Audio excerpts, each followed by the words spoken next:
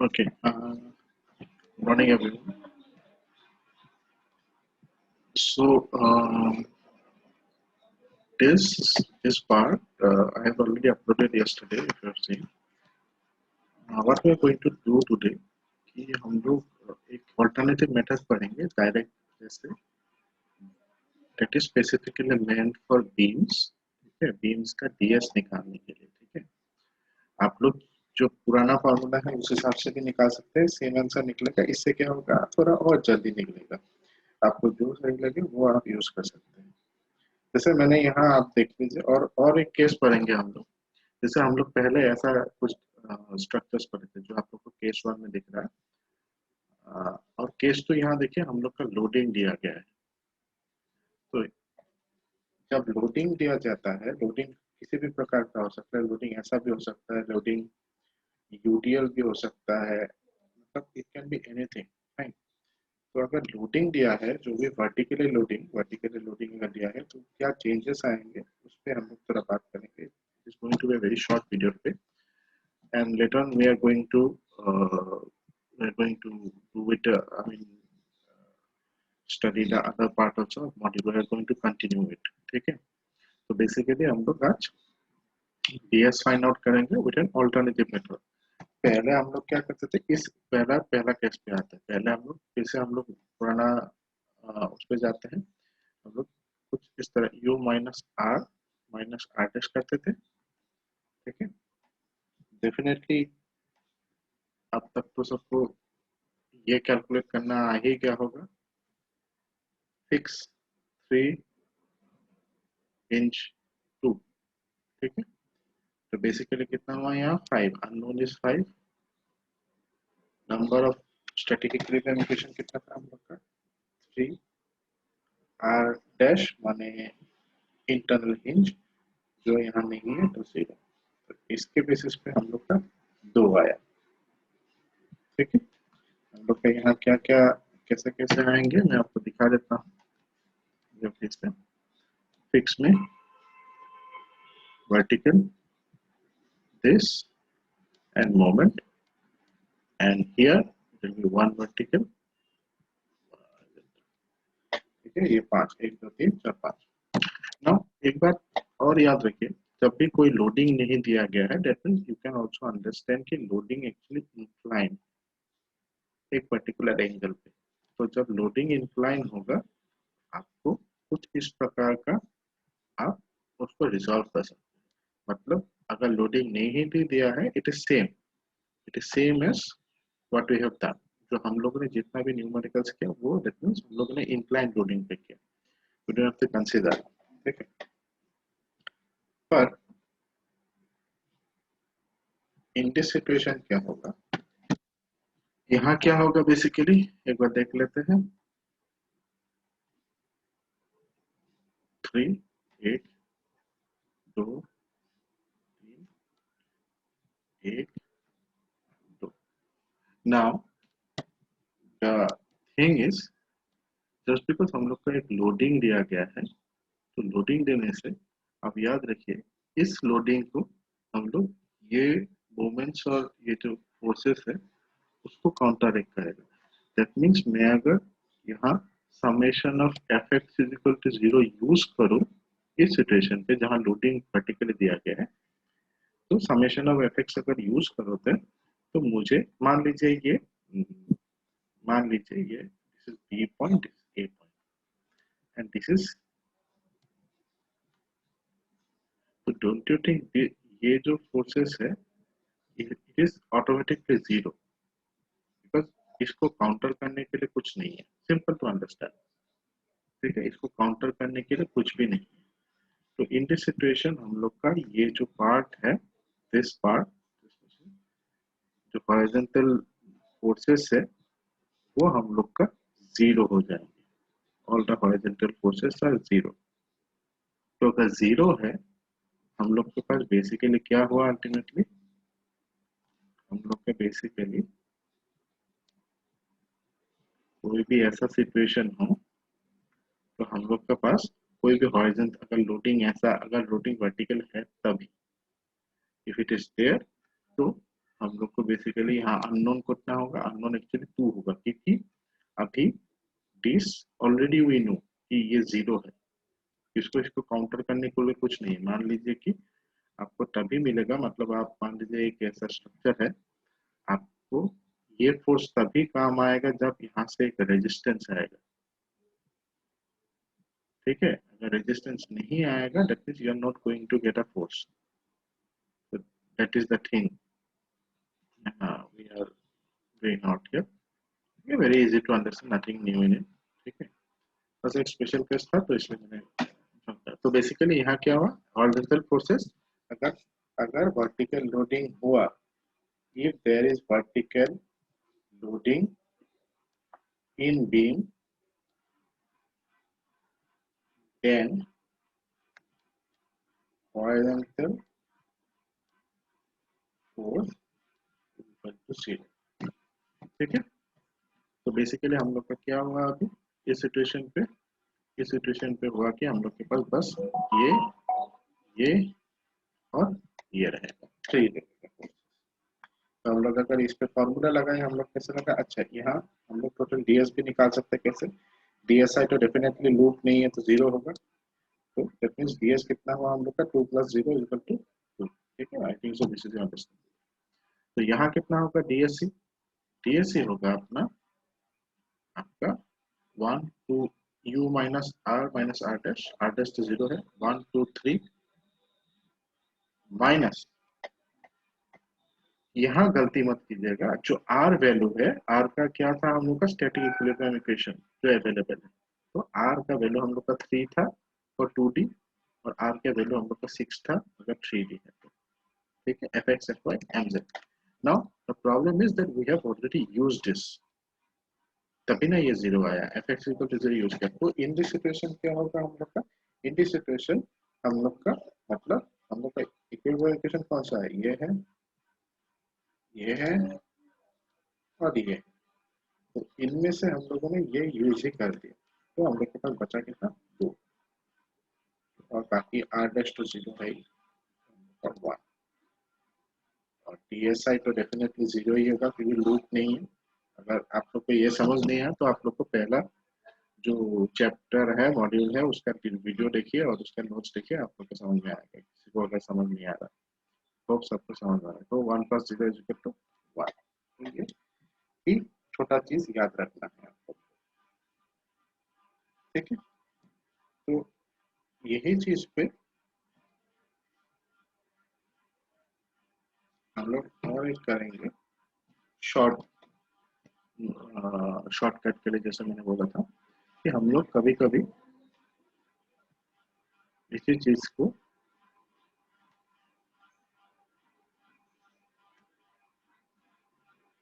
ऐसे भी सॉल्व कर सकते हैं। चलिए, ऐसा एक बीम है, तो डीएस कहता है, अगर हम लोग शॉर्टकट के साथ डायरेक्ट डीएस अगर निकालना चाहते हैं, ठीक है, मैंने नोट्स ऑलरेडी दे दिया, आप लोग देखिए। अब कोई भी बीम हो, कोई भी बीम, व्हाटएवर, चेंज कर देता हूँ, whatever beam is given, convert the beam to cantilever, convert the beam to cantilever। मतलब ये वाला जो कोई भी बीम दिया गया हो, कैसा भी बीम दिया गया हो, तो इसको पहली बात तो ये सिर्फ बीम के लिए यूज होगा, मैं जो फॉर्मूला यूज कर रहा हूँ सिर्फ बीम के लिए यूज होगा और कुछ नहीं। तो whatever beam is given, convert the beam to cantilever. मैं फिर भी बोल रहा हूँ, आप लोग को अगर कभी कंफ्यूजन हुआ, आप लोग ये वाला फॉर्मूला से भी जा सकते हैं, कोई गलत नहीं होगा। आप लोग ये भी कोशिश कर सकते, जो हम लोग मैं अभी फॉर्मूला बताऊंगा उस फॉर्मूला से जो पुराना हम लोग का बीम का वैल्यूज है, बीम का क्वेश्चन है, उसको सॉल्व करने का कोशिश कीजिए। अगर सेम आता है तो that means it is okay, ठीक है। आप लोग जो भी चाहे तो वो भी कर सकते हो, और दोनों जानना चाहिए इनफैक्ट। अच्छा, whatever beam is given convert to a cantilever, मतलब इसको अगर मुझे कैंटिलीवर बनाना है तो मुझे इस हिसाब से बनाना पड़ेगा। ठीक है, मतलब मैंने क्या किया, ये जो पॉइंट है उसको मैंने रिमूव कर दिया। ठीक है, अगर मैं और एक एग्जांपल दूं, मान लीजिए कि मैं ऐसा एक एग्जांपल दे दूं आपको, रोलर, सिंपली सपोर्ट। अगर ये वाला फॉर्मूला यूज करना है, whatever beam is given convert to a cantilever. Cantilever कैसे कन्वर्ट करेंगे, कोई भी किसी भी साइड से बोलिए आप, मतलब इस साइड से बोलिए, तो इसको मुझे ये करना है। इफ मुझे ये करना है, दैट मीन्स क्या, मुझे मुझे एक तो ये रोलर रिमूव करना पड़ेगा और यहाँ हिंज से फिक्स करना पड़ेगा। तो ये कैसे करेंगे, सिंपल है। हमें this is not analysis, this is exam, मतलब इमेजिनरी थिंग्स। ओके, यहाँ हम लोग का दो रिएक्शंस होते हैं। फिक्स बनाने के लिए हम लोग को एक इक्वेशन ऐड, एक एक रिएक्शन ऐड करना पड़ेगा। ध्यान दीजिए, रोलर में एक होता है, एक रिएक्शन होता है, हम लोगों ने पढ़ा। अब रोलर अगर हटाना है तो मतलब मुझे एक रिएक्शन माइनस करना पड़ेगा। इसी रिएक्शन को कभी कभी हम लोग रेस्ट्रेंट भी बोलते हैं। ठीक है, ठीक है, इसे एक बार रिपीट कर रहा हूँ।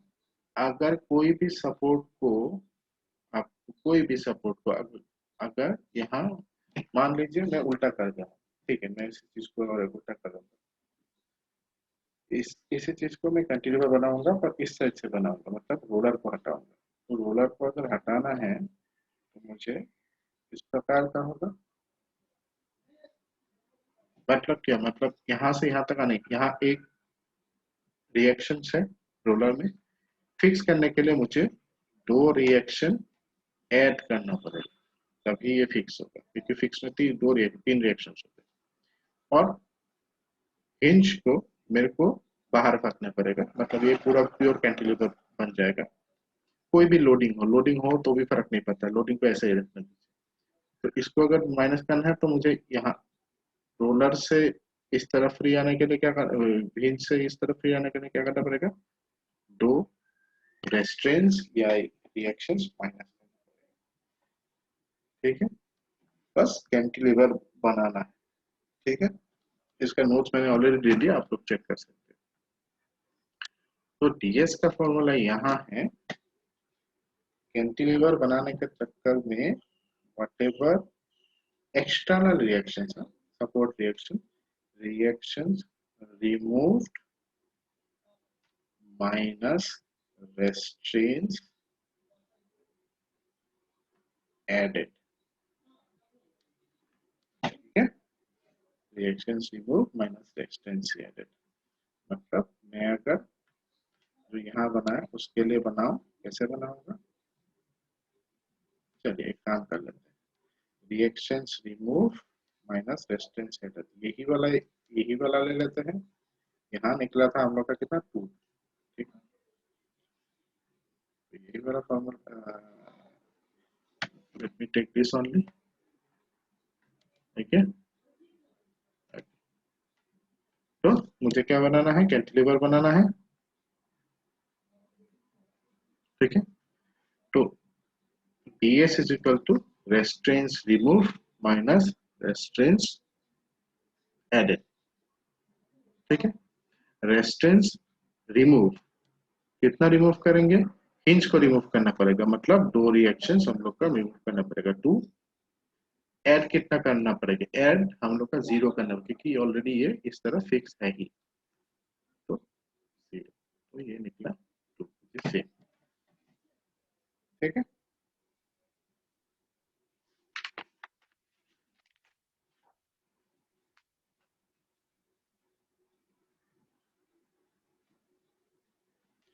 तो यही वाला में और एक जो लोडिंग वाला कर लेते हैं एग्जांपल।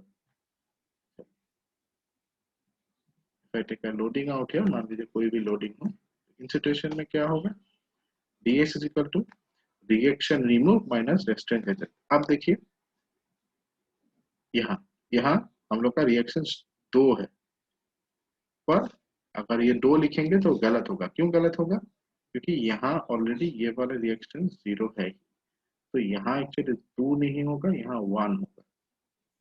तो रेस्टेंस रिएक्शन रिमूव कितना होगा यहाँ इन दिस सिचुएशन जहाँ लोडिंग दिया है 1, और डेफिनेटली रेस्टेंस एडेड, रेस्टेंस मतलब यहाँ कितना ऐड करेंगे आप। जैसे यहाँ यहाँ रोलर से फिक्स करने में 2 ऐड किए थे उस हिसाब से, तो यहाँ कितना होगा 0, ये 1।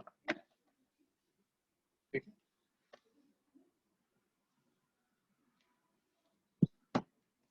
और एक एग्जांपल कर लेते हैं थोड़ा थोड़ा।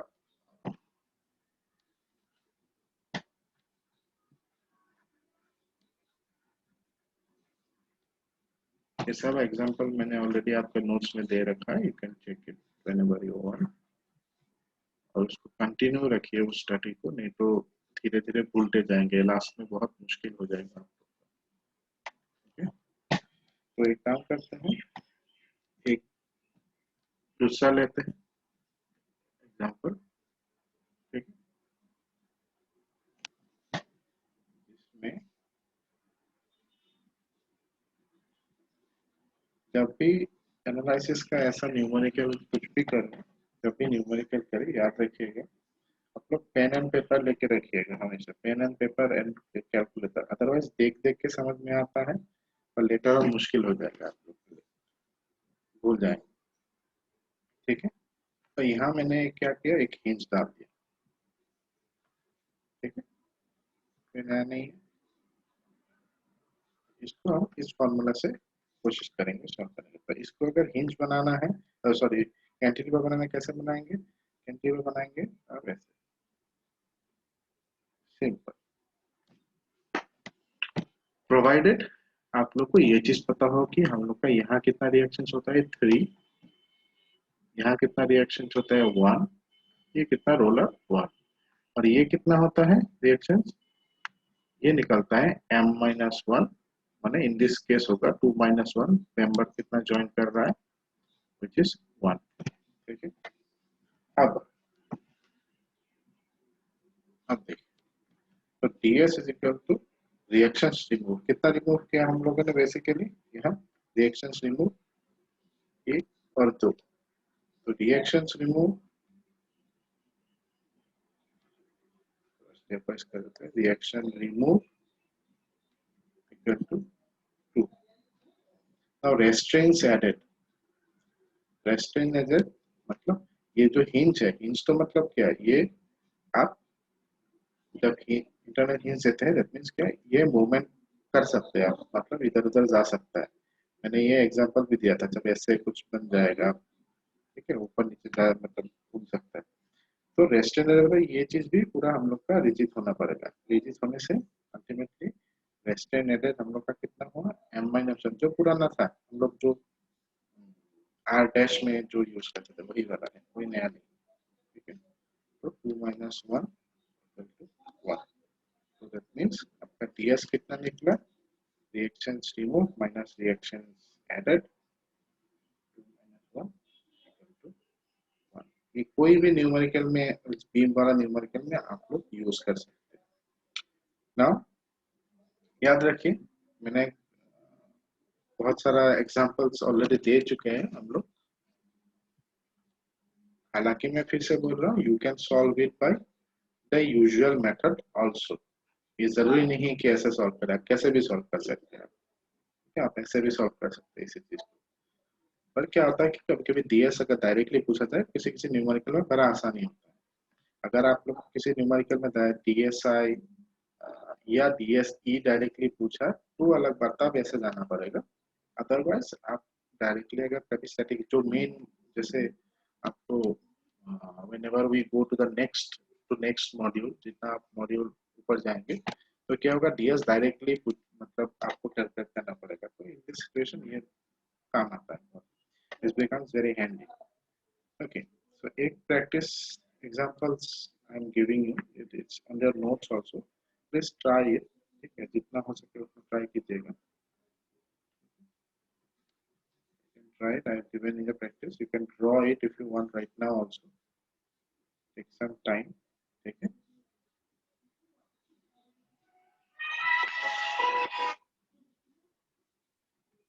Take some time to do it.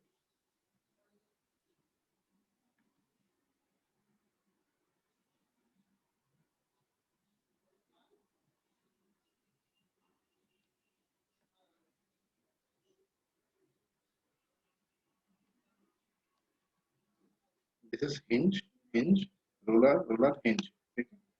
और इसमें और लोडिंग दे रहा हूँ. Uniformly very load. ठीक है.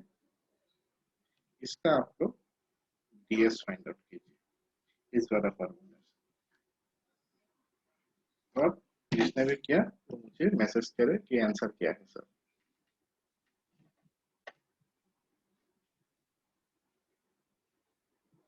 आंसर ऑलरेडी मैंने दे रखा है.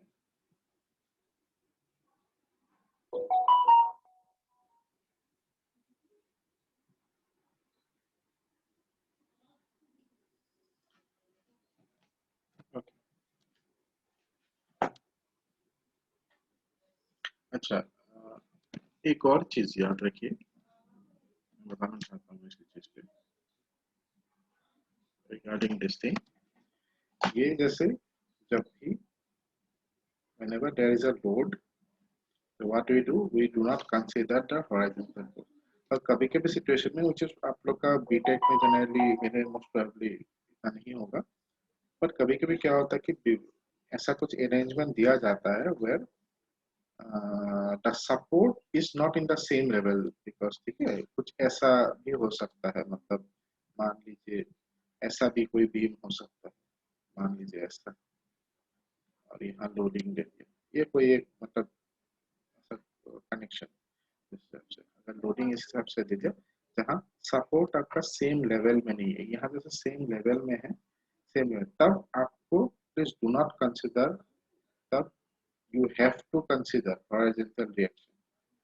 मतलब इन दिस सिचुएशन आपको ये भी कंसिडर करना पड़ेगा नॉर्मल जैसे हम लोग करते हैं. ठीक है. This will not be zero in this situation. It will not be given to you. कहने का मतलब है इफ सपोर्ट मतलब आपका अगर लोडिंग वर्टिकल हुआ और support same level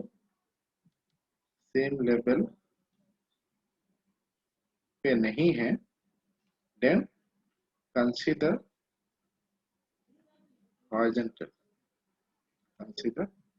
horizontal reactions also. मतलब जो पहले था वैसे ही आपको कंसीडर करना पड़ेगा. ठीक है. बट मैक्सिमम आप लोग का जो बीम कॉलम होगा तो उस हिसाब से ही होगा. ठीक है.